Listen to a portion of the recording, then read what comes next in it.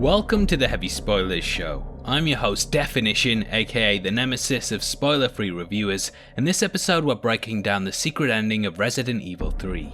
The remake differs from the original in many ways, and it even has a special secret ending that sets up several sequels. Throughout this video we'll be going over the full plot of the game, its eventual ending, and some leaks on Resident Evil 8.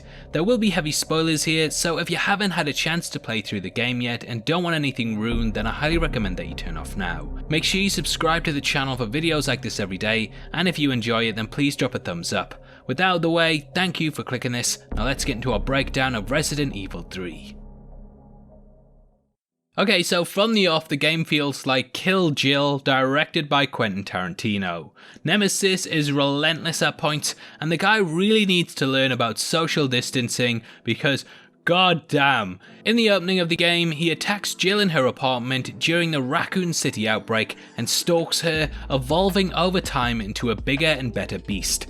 Unlike the original, there's only one ending for the game, so don't worry about the choices you make, though you can get one where Nicholai wins. He even throws a knife through Jill's head. Maybe they should have sent him after Jill, because this guy sucks. Anyway, the basic plot is quite simple, with Jill teaming up with a group of umbrella forces known as the UBCS that were originally brought in to help people evacuate. However, there is a special agent within the group that has secret orders to cover up the entire operation, collect data on the experiments, and destroy the vaccine.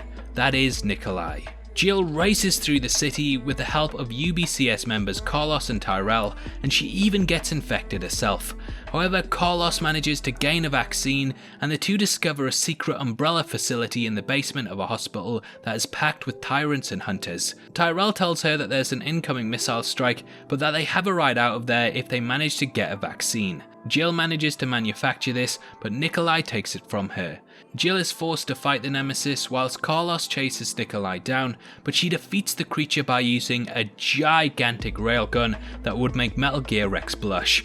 Jill makes it to the rendezvous point where she discovers a concussed Carlos, and Nicholai appears with the vaccine, which he then destroys. Both Nicholai and Umbrella want the missile strike to go ahead, as it will completely cover up the outbreak. Jill was a survivor of the Spencer Mansion outbreak, and she was threatening to unearth the secrets that Umbrella had hidden. This is why they sent the Nemesis after her, and it's clear that the corporation wanted to hide all of their dirty doings. Nicholai was absolutely loving this, and he really becomes a massive antagonist for Jill to go off against. Held at gunpoint, it seems like Jill has no way out of it. However, Carlos rises, and with help from Jill they manage to wound Nicholai, and they escape in the helicopter whilst the city is eradicated. I don't know why they didn't need the vaccine to board the helicopter like Tyrell said, but hey, who knows anyway. Unfortunately, unlike the original, Barry Burton isn't the pilot of the ride, but on the chopper, Jill and Carlos make a promise. That is, to take down Umbrella.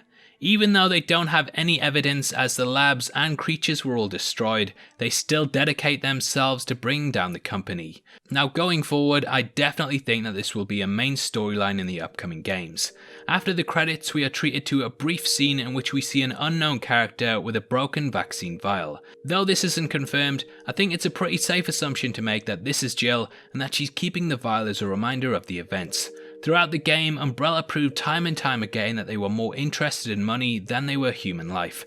This was exemplified in Nicholai, who openly bragged about how he valued money above saving people in the city, and Jill must take them down. I never really understood Umbrella's plans, because if they make everyone a zombie, then who do they sell their stuff to? But never mind, that's mainly in the movies. Anyway, this symbol of the broken vial, to me, metaphorically shows how all the proof that Jill had has been blown apart. This too contained the cure for the virus, and therefore this shattered symbol of it reminds us that hope is bleak for Jill and Carlos. But they're not out of it yet. You may remember at the end of Resident Evil 2 that Claire and Leon made a similar promise, and they vowed to take Umbrella down once and for all. I am going to have to clarify something about Resident Evil 8 and 9 later in the video, but for the moment when I'm discussing the future game, I'll just be referring to it as Resident Evil 8. Going forward, I think that in Resident Evil 8, we will finally see the two pairs team up and join forces in order to bring an end to the corporation. If this was always the plan to drop Resident Evil with these characters in it, then it makes a lot of sense to also put out the remakes back to back to remind us of their stories and plight. I do think they are pulling this all together for a big game going forward, and the two endings being quite similar definitely cement that for me. Now before we get into the news we have on Resident Evil 8, I just want to let you know we're giving away a free copy of the Star Wars Skywalker Saga box set to one random subscriber. All you have to do to be in with a chance of winning is like the video, subscribe to the channel and leave your thoughts on the game in the comments section below. The winner is going to be chosen at random on the 15th of April and the set will be shipped out from then to whoever gets the prize, so best of luck to everyone who takes part. Okay, so this morning on the 4th of April, Twitter account Aesthetic Gamer dropped the following tweets when discussing Resident Evil 8. Okay, so the little game is done. This will be breaking this month with more details later, not by myself, but I've needed to clear some stuff up. Resident Evil 2021 is Resident Evil 8, but it wasn't always Resident Evil 8. During most of its development, it existed as Revelations 3. The reason I said RE8 was years away earlier this year is last year, RE8 was in development, and that one is years away. But Capcom didn't want a huge gap between RE7 and RE8, so that title got pushed to the side for now, and internal testing and such was super positive on Rev 3. Revelations 3 was received a lot better by testers internally etc. than they expected, so the game's been given an additional year in the oven to convert itself to RE8. The ambassador leaks about werewolves and Ethan in a snowy village are 100% true, but they're outdated info. The game has been going through some huge changes to make it a more mainline title, big changes to the story, characters, etc. So specifically what you've heard may not be fully true in the final, but a number of elements remain the same. So as I've said, it's a cross-gen game that should be revealed within the next few months. It is first person and many purists are going to hate it because it's taking some serious departures in the story / enemies and the like. Hallucinations, occultism, insanity and not being able to trust others are huge thematics of the game. The rest I'll leave to be revealed later this month, but the game I am incredibly excited about, and I think those weary should be open-minded. Most who played the game near finished as Rev 3 think it's terrific. It'll probably be a high quality game. But I do know the original idea was it was going to be revealed at E3, but of course that's not happening now.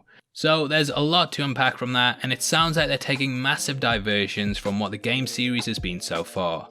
Now, it does sound like Resident Evil 8 is now going to be Resident Evil 9, and Revelations 3 is instead going to be renamed as Resident Evil 8. So though I have said the characters will be reappearing for that game, it is a bit confusing to talk about, but I think it will more lean towards them being in Resident Evil 9, and perhaps things being set up in Resident Evil 8. The mention of occult elements makes a lot of sense, as these have already appeared in Resident Evil 4 and 7, however, here it sounds like they're leaning a lot more into it.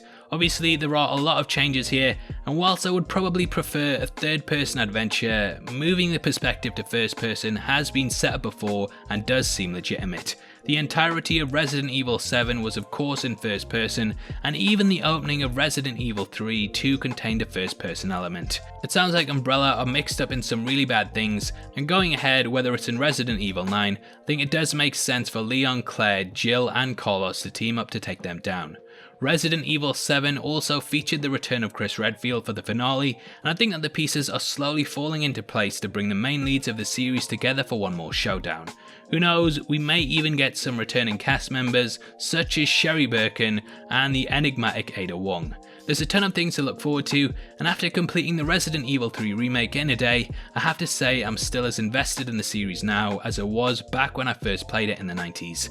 Resident Evil just has something about it, and as long as they keep making quality games in the main series, I'm definitely interested in jumping back in. Overall, I had a blast with the game, and though I wish that Nemesis hadn't evolved so quickly, I have to say that it was a relentless ride from start to finish. I think it's the perfect sequel to Resident Evil 2, and though they are set in the same scenario, have similar controls, and the idea of escaping from a giant monster, they do differ in many ways. Resident Evil 2 was a slower paced game that relied more on its atmosphere and tension, whereas 3 is just non-stop action. I probably prefer 2 at the moment, but the fact that I pretty much sat and played through the new game in one sitting shows how invested I was. It always gave me a reason to keep playing, and that opening half hour is absolutely incredible. As a Resident Evil fan, I couldn't be happier, as these last 2 games have been incredible, and I really can't wait to see what's coming next time. If you love action horror games, you need to play this, and though I think some elements could have been improved upon, it's still an awesome ride overall. Resident Evil 3 is packed, and it gets an 8 out of 10. Now obviously I'd love to hear your thoughts on the game and what you took from the ending of it. Comment below and let me know, and if you enjoyed this video then please give it a thumbs up, and make sure you check out our breakdown of Zack Snyder's original 5-film plan for the DCEU. We go over all of the films in the outline and discuss what would have happened in them too, so it's definitely worth checking out even if you only have a passing interest. If you want to support the channel from as little as 99 cents a month, then please click the join button below. We massively appreciate it, and as a thank you, you get access to content early. If you want to come chat to us after the show, either follow us at DefinitionYT or click the Discord link in the description below. Those are the best ways to keep up to date with heavy spoilers, so hopefully we see you over there very soon.